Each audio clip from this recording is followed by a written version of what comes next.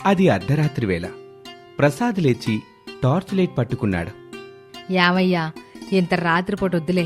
అసలే ఆ పొగరబోతెద్దు ఏ క్షణాన ఎటు నుండి దాడి చేస్తుందో అర్థం కావడం లేదు. శారదా, పొగరబోతెద్దుకు భయపడి ఇంట్లో ఉంటే అక్కడ నీళ్లు లేక పొలం ఎండిపోతుంది.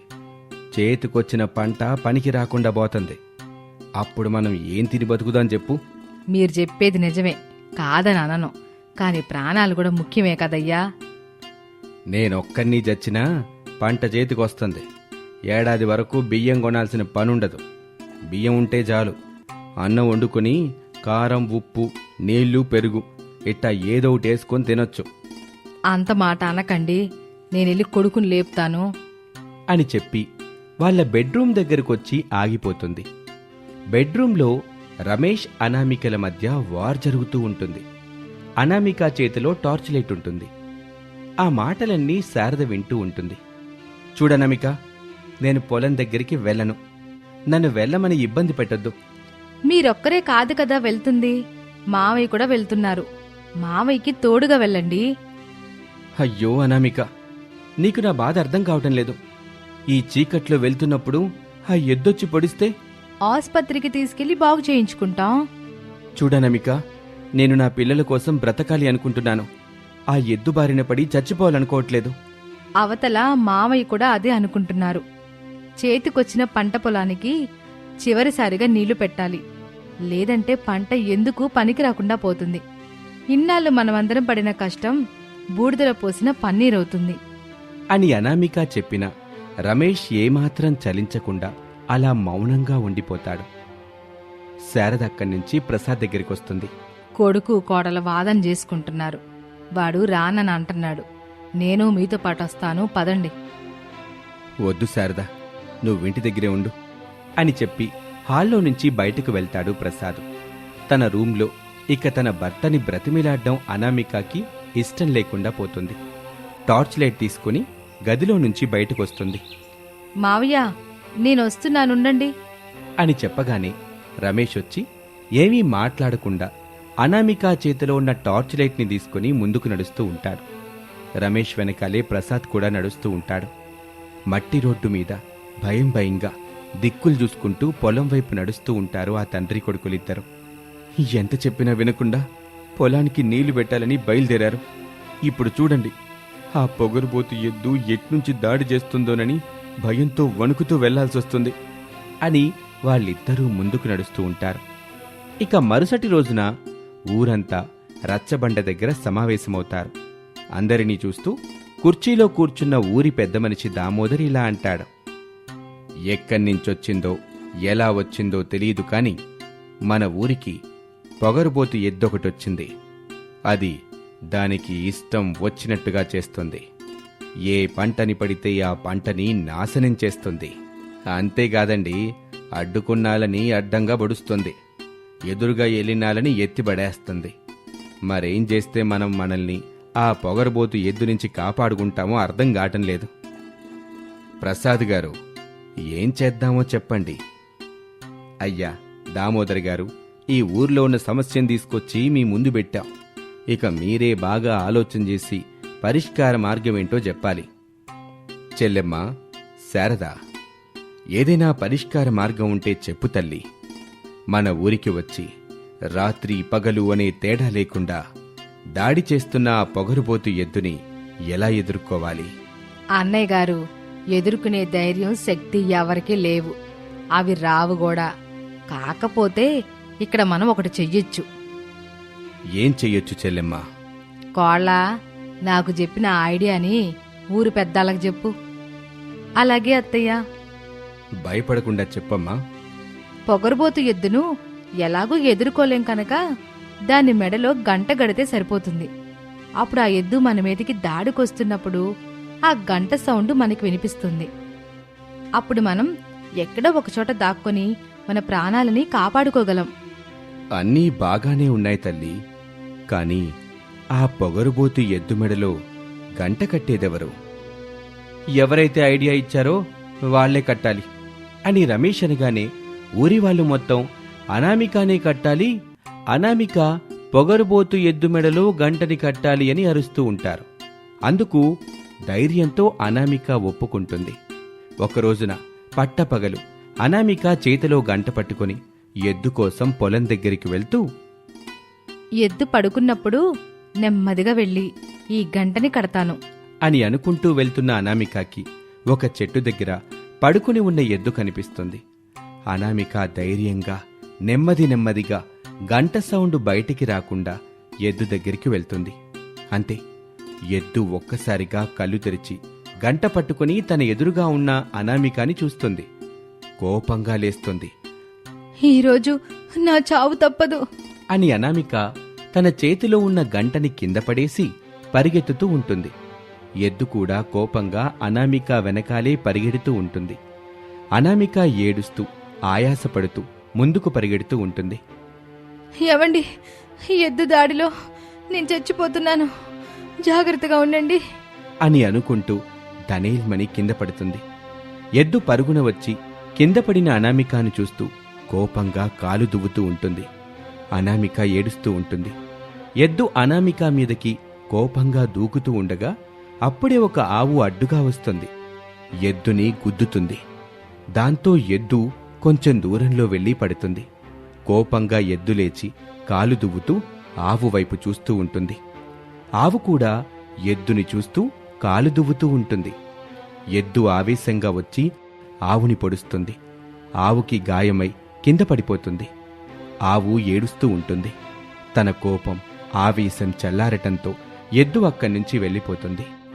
అనామిక గాయమైన ఆవుని తీసుకుని ఇంటికొస్తుంది. శారదా, ప్రసాదు, రమేషు పశువుల డాక్టర్ని తీసుకొచ్చి చూపిస్తారు. ఒక 2-3 రోజుల్లో ఆవు గాయాలన్నీ మాని మామూలుదవుతుంది. అనామిక ఆ ఆవుని గోమాత అంటూ పూజ చేస్తూ ఉంటుంది. ఒకరోజున అత్తాకోడళ్ళు శారదా, అనామికాలు భయంగానే ఇద్దరూ కలిసి పొలం దగ్గరికి వెళ్తారు. అక్కడ వాళ్ళకి పొలాన్ని మొత్తం నాశనం చేస్తున్న ఎద్దు కనిపిస్తుంది. అంతే, ఎద్దుకి కనిపించకుండా భయంగా తిరిగి ఇంటికి పరుగున వచ్చేస్తారు. ఆయాసపడుతూ వచ్చి అరుగు మీద కూర్చుంటారు. అదే అరుగు మీద ఆవు పచ్చగడ్డి మేస్తూ ఉంటుంది. అత్తయ్య, ఆ పొగరుబోతెద్దొచ్చి పంట పొలాన్ని సర్వనాశనం చేసింది కదా, ఇప్పుడు మనం ఏం తినేది? గడ్డి కోళ్ళ అని వాళ్ళిద్దరూ మాట్లాడుకుంటూ ఉండగా బయటకు వెళ్లిన ప్రసాదు, రమేషు ఇద్దరూ ఇంటికొస్తారు. ఎద్దు నాశనం చేసిన పంట గురించి అత్తాకోడలిద్దరూ చెప్తారు. తండ్రి కొడుకులు ఆ వార్త విని బాధపడతారు. వాళ్ళ బాధని ఆవు చూడలేకపోతుంది. ఆ రోజు రాత్రి ఎవ్వరూ కనీసం అన్నం కూడా తినకుండా బాధపడుతూ పడుకుంటారు. అప్పుడే పొగరుబోతు ఎద్దు ఆ ఇంటికొచ్చింది. అక్కడే కట్టేసి ఉన్న ఆవుని చూస్తుంది. కోపంగా, ఆవేశంగా ఆ ఆవు మీదకి దూసుకొస్తుంది. అప్పుడు ఆవు కాస్త దేవతగా మారిపోతుంది. అది చూసిన ఎద్దు తన తలని దించి దండం పెట్టి అక్కడ్నుంచి వెళ్ళిపోతుంది. మరుసటి రోజున అనామిక ఆవుకి పూజ చేస్తూ ఉంటే ఆవు మాయమైపోయి దేవత ప్రత్యక్షమవుతుంది. అనామిక, ఇక నుంచి మీకు ఈ ఊరికి ఆ పొగరుబోతు ఎద్దు నుంచి ఎలాంటి బాధ, ఇబ్బంది ఉండదు. సంతోషం తల్లి. అనామిక, నాకు గాయమైనప్పటి నుంచి నన్ను నీ బిడ్డలాగా చూసుకున్నావు. నీ తల్లి ప్రేమకు నేనెంతగానో పొంగిపోయాను. నీ భక్తికి మరెంతగానో మురిసిపోతున్నాను. ఏం వరం కావాలో కోరుకో తల్లి, తీరుస్తాను. అమ్మా గోమాత, మాకు జీవనాధారం ఆ పొలం ఒక్కటే. ఇప్పుడు ఆ పొలంలో వేసిన పంటని ఆ పొగరుబోతు ఎద్దు నాశనం చేసి మాకు బతుకు తెరువు లేకుండా చేసింది. ఇప్పుడు మా ఇంట్లో మా అత్తయ్య, మావయ్య ఆయన పంట గురించి ఆలోచిస్తూ బాధపడుతున్నారు తల్లి. అవుననామిక, వాళ్ళ బాధని, ఏడుపుని చూస్తుంటే నాకు చాలా బాధగా ఉంది.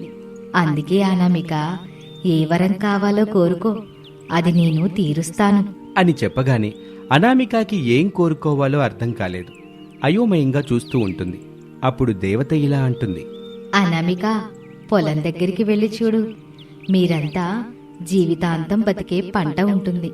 ఆ పంటకి పొగరబోతు ఎద్దు కాపలా ఉంటుంది అని చెప్పి ఆ దేవత మాయమైపోతుంది. ఆ తర్వాత ఆవు ప్రత్యక్షమవుతుంది. అనామిక సంతోషపడుతూ దండం పెట్టి ఇంట్లోకి వెళ్తుంది. అత్తయ్య, మావయ్య ఏమండి? ఏమైంది కోళ్ళ? ఎందుకు అంత సంతోషంగా ఉన్నావు? ఏమైంది తల్లి? చెప్పనమిక, ఆవుకి పూజ చేస్తుంటే లంకి బిందులేమైనా వచ్చాయా ఏంటి అంతకు మించి గోమాత ఇచ్చిందండి. అని శారదా, ప్రసాదు, రమేష్లతో జరిగింది మొత్తం వివరిస్తుంది అనామిక. వాళ్ళని తీసుకొని పంట పొలం దగ్గరికి వెళ్తుంది. పొలం మొత్తం బంగారు పంట ఉంటుంది. ఆ పంట చుట్టూ పొగరుబోతు ఎద్దు తిరుగుతూ కాపలాగా ఉంటుంది. ఆ బంగారు పంటని చూసి అత్తాకోడళ్ళు శారదా, అనామికాలు, తండ్రి కొడుకులు ప్రసాదు, రమేషు ఆశ్చర్యపోతారు. అత్తయ్య, గోమాత మనకిచ్చిన వరం. అవును కోడలా, మనకి జీవితాంతం సరిపోయే బంగారు పంటనిచ్చింది. మనకి కావలసినప్పుడల్లా కోసుకొని అమ్ముకోవచ్చు. అంతేకాకుండా మన బంగారు పంటని కాపాడ్డానికి పొగరుబోతు ఎద్దుని కాపలాగా ఉంచింది. అవుననమిక, ఇక నుంచి మనమందరం ఆ ఆవుని పూజించాలి అని చెప్పి ఆ రోజు నుంచి అవసరం ఉన్నప్పుడల్లా బంగారు పంటని కోసుకొని అమ్ముకుంటూ ఆవుని పూజిస్తూ ఆ కుటుంబం సంతోషంగా జీవిస్తూ ఉంటారు. ఇది వాల్టి కథ. మరొక ఆసక్తికర కథలో మళ్ళీ కలుద్దాం. నమస్తే. ఒకానొక ఊరిలో అమృత, అనామిక అనే పేర్లు గల కవల అక్కా చెల్లెలు ఉండేవాళ్ళు. ఇద్దరూ ఇంట్లో ఉన్నప్పుడు తల్లిదండ్రులు సుదర్శన్, కావేరీలు కూడా ఎవరు అక్క ఎవరు చెల్లి అనేది పోల్చుకోలేకపోతారు. ఇక ఇద్దరూ రోడ్డు మీద వెళ్తుంటే చూసేవాళ్లందరూ అయోమయంలో పడతారు. ఒక రోజున పాలు పోసే గురుమూర్తి ఇంటికొచ్చాడు. గురుమూర్తి, ఏమిటిలా వచ్చో? ఈరోజు పెద్దమ్మాయి పెళ్లి చూపులని, లీటర్ పాలు ఎక్కువ కావాలని నిన్న అనామిక తల్లి ఇంటికొచ్చి చెప్పింది. అవునా? ఒక్క నిమిషం ఉండు. అనామిక, అనామిక అని పిలుస్తూ ఉండగా అమృత వాళ్ళ దగ్గరికొస్తుంది. అమ్మగారు, చిన్నమ్మాయి గారు, అనామిక గారు వచ్చారు. అనామిక, ఈరోజు అక్క పెళ్లి చూపులున్నాయని, లీటర్ పాలు ఎక్కువ కావాలని గురుమూర్తి ఇంటికెళ్ళి చెప్పావా అని అడుగుతూ ఉండగా లోపలి నుంచి అనామిక నవ్వుతూ వాళ్ళ దగ్గరికొస్తుంది. అది చూసి వాళ్ళ దగ్గరున్న అమృత కూడా నవ్వుతూ ఉంటుంది.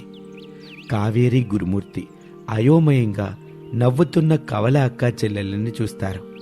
ఇద్దరూ నవ్వటం ఆపేసి, అమ్మా, నువ్వు పిలిచినప్పుడు వచ్చిన నేను అమృతని, అనామికని కాదు. ఇప్పుడు నవ్వుతూ ఇంట్లో నుంచి బయటకొచ్చింది కదా, తను చెల్లి అనామిక.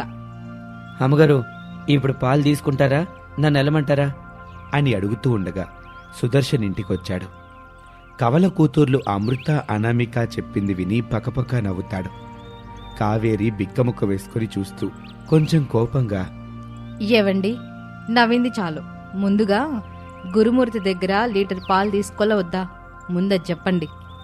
తీసుకో కావేరి, ఈరోజు మన పెద్దమ్మాయిని చూసుకోవడానికి టౌన్ నుంచి శారద చెల్లెమ్మ వాళ్ళు వస్తున్నారు కదా.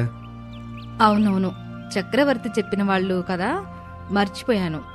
గురుమూర్తి లీటర్ పాలు పోయి, వాళ్ళు అక్కడి నుంచి బయలుదేరి ఉంటారు.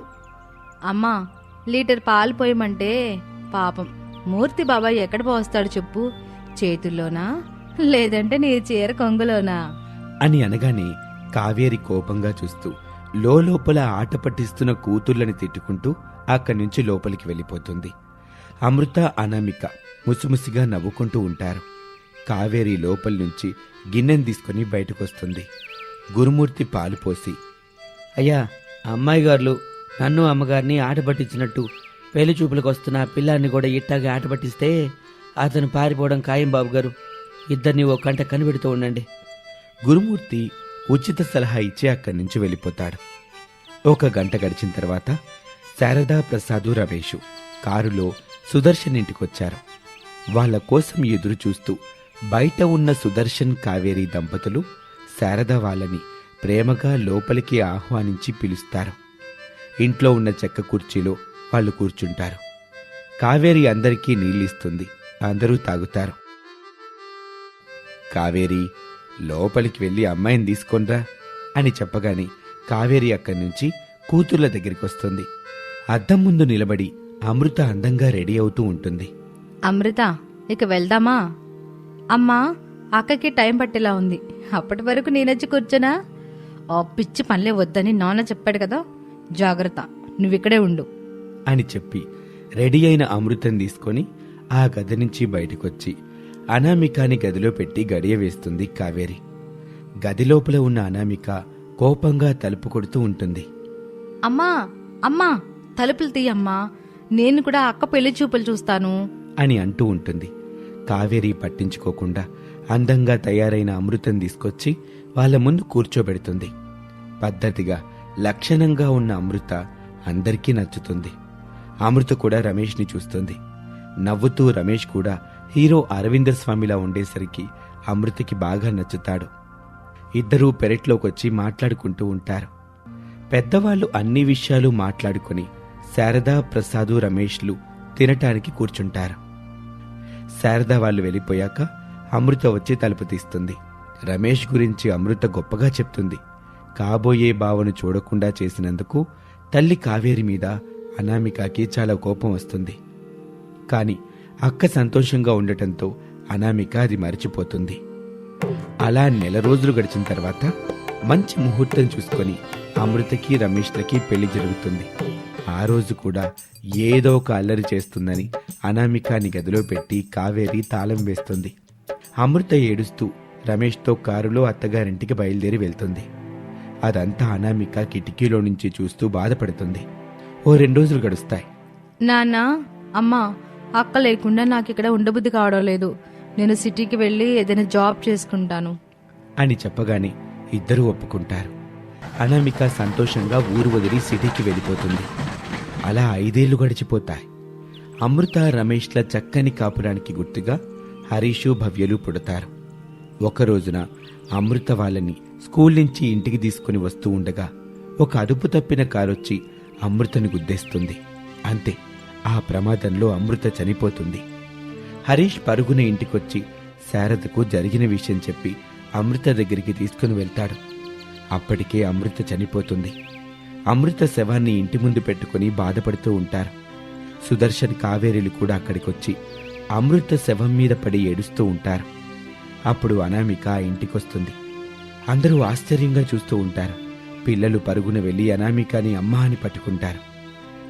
మమ్మీ, నువ్వు మా కోసం మళ్ళీ వచ్చావు కదూ? అవునన్నయ్య, మమ్మీ మన కోసం వచ్చేసింది అని సంతోషపడుతూ ఉండగా అనామిక బాధపడుతూ కన్నీళ్లు పెట్టుకుంటూ భవ్యనెత్తుకుంటుంది. ఇక ఆ రోజు చీకటి పడుతూ ఉండగా అమృత అంత్యక్రియలు పూర్తి చేస్తారు. అందరూ శారద వాళ్ళ ఇంటికి వచ్చి అమృత ఫోటో పెట్టి దండ వేస్తారు, దీపం పెడతారు. అనామిక ఆకలితో ఉన్న పిల్లలకి అన్నం తినిపిస్తూ ఉంటుంది. అన్నయ్య, ఈ అమ్మాయి ఎవరో అచ్చు అమృతలాగే ఉంది. అమృత, అనామిక కవల పిల్లలు చెల్లెమ్మ. అమృత పెళ్ళప్పుడు అల్లరి పనులు చేస్తుందని గదిలో పెట్టి తాళం వేశాం. అందుకే మీరు చూడలేదు. పిల్లలు మాత్రం తమ మమ్మీ తమ కోసం వచ్చిందని చాలా సంతోషంగా ఉన్నారు మావయ్య గారు. వాళ్లకు ఇక్కడ జరిగిందేంటో కూడా గుర్తు తెలియకుండా ఉన్నారు. అలా ఉంటే మంచిదే కదా బాబు. లేదు మావయ్య, అనామిక 9 రోజులుండి దశదిన కర్మ కాగానే సిటీకి వెళ్ళిపోతుంది. అప్పుడు పిల్లల పరిస్థితి ఏంటి ఆ తర్వాత పిల్లలకు అర్థమయ్యేలా మనమే చెప్పాలి బాబు అని చెప్పగానే రమేష్ ఏమీ మాట్లాడకుండా అక్కడి నుంచి వెళ్ళిపోతాడు. అలా 9 రోజులు గడుస్తాయి. ఈ 9 రోజుల్లో పిల్లలు హరీషు, భవ్యలు అనామికకి మరింతగా దగ్గరవుతారు. తనతోనే ఆడుకుంటారు. శారదా, ప్రసాదు, రమేషు ఎంతగా పిలిచినా వాళ్ల దగ్గరికైనా వెళ్లకుండా అనామికతోనే ఉంటారు. ఇక ఆ రోజు దశదిన కర్మ పూర్తవుతుంది. పిల్లలు పడుకున్న తర్వాత అనామిక రాత్రి బస్సుకి సిటీకి బయలుదేరుతుంది. మరుసటి రోజు నుంచి పిల్లలకు అనామిక కనబడకపోయేసరికి మమ్మీ మమ్మీ అంటూ ఇల్లంతా తిరుగుతారు. మాకు మమ్మీ కావాలి, మమ్మీ ఎక్కడుంది? మమ్మీ లేదు బాబు, మమ్మీ చనిపోయింది. మా మమ్మీ నైట్ మాతోనే ఉంది కదా, చనిపోయిందని చెబుతున్నావు అని అనగానే శారదా, ప్రసాదు, రమేష్లకి అనామిక మీద పిల్లలు ఎంత ఇష్టాన్ని పెంచుకున్నారో అర్థమవుతుంది. కాని ఏమీ చెయ్యలేని పరిస్థితి. అలా 2 రోజులు గడుస్తాయి. పిల్లలు ఏమీ తినకుండా జ్వరంతో పడుకొని మమ్మీ మమ్మీ అంటూ కలవరిస్తూ ఉంటారు. డాక్టర్కు ఎంతగా చూపించినా లాభం ఉండదు. ఇలా చూడండి, నేనెన్ని మందులిచ్చినా పిల్లలకి జ్వరం తగ్గదు. వాళ్లకు వాళ్ళ మమ్మీ కావాలి. పరిస్థితి చేజారకముందే పిల్లలకు ఆ మమ్మీని తీసుకొచ్చి ఇవ్వండి అని చెప్పి అక్కడి నుంచి డాక్టర్ వెళ్ళిపోతాడు. అది విని పిల్లల బాధని చూడలేక ప్రసాదు సుదర్శన్కి చెప్తాడు. అనామిక ఆ విషయం తెలుసుకొని ఆతురతగా పిల్లల కోసం పిల్లల దగ్గరికి వస్తుంది. అంతే, పిల్లలు కళ్ళు తెరిచి అనామికాని చూస్తారు. ఎంతో సంతోషపడతారు. మమ్మీ వచ్చావా? మాకు తెలుసు మమ్మీ, మా కోసం నువ్వు వస్తావని అని పిల్లలనగానే అనామిక కళ్ళలో నుంచి కన్నీళ్లు కారుతూ ఉంటాయి. 2 రోజుల్లో పిల్లలు మామూలైపోతారు. స్కూల్కి వెళ్తూ ఉంటారు. ఒక రోజున స్కూల్కి వెళ్ళిన తర్వాత తన తల్లిదండ్రుల్ని శారద ఇంటికి పిలుస్తుంది. అందరూ అనామిక ఏం చెబుతుందా అని ఆసక్తిగా ఎదురు చూస్తూ ఉంటారు. అమ్మా, నాన్న, అత్తయ్య, మావయ్య, అక్క పిల్లల కోసం నేను బావని పెళ్లి చేసుకుందామని అనుకుంటున్నాను. మీరేమంటారు? మంచి నిర్ణయం తల్లి. అవును అనామేక, చిన్నదానివైనా చాలా పెద్ద నిర్ణయం తీసుకున్నావు. నీది చాలా గొప్ప మనసు అమ్మా అని శారద అంటుంది. అయితే రమేష్కి మాత్రం ఇష్టం ఉండదు. కానీ పిల్లల కోసం తప్పదని అనామికాని పెళ్లి చేసుకుంటాడు. అక్క పిల్లల కోసం బావ రమేష్ని పెళ్లి చేసుకున్న అనామిక అక్క పిల్లల్ని ప్రేమగా చూసుకుంటూ వాళ్ల కోసం ఆ ఇంట్లో కోడలిగా జీవిస్తూ ఉంటుంది. ఇది వాల్టి కథ. మరొక కథలో మళ్ళీ కలుద్దాం. నమస్తే.